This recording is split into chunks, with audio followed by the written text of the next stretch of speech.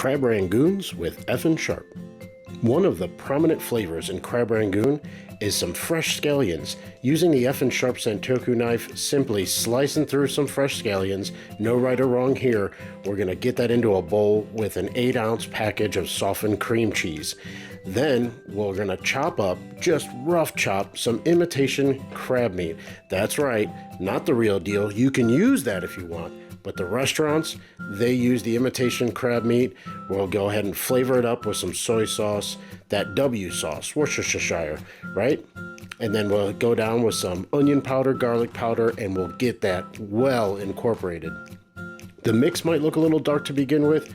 Just trust the process, keep on mixing it until it's nice, smooth, and creamy, and everything is well distributed.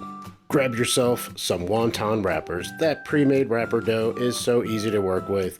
It even has a little bit of cornstarch in between. That's actually going to help your seams seal up. You're just going to rub a little water on the edges and then go ahead and press down gently just to get everything lined up. Once you have everything lined up, give it a firm pressing all the way around the edges, and that'll ensure that your filling stays inside. This next shape is seen at a lot of Chinese takeout restaurants.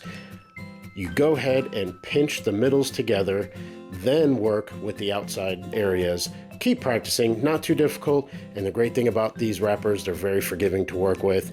This last one here is just a triangle shape. You take the two bottom points, pull them towards the middle, pinch them together, and you got something to impress family and friends.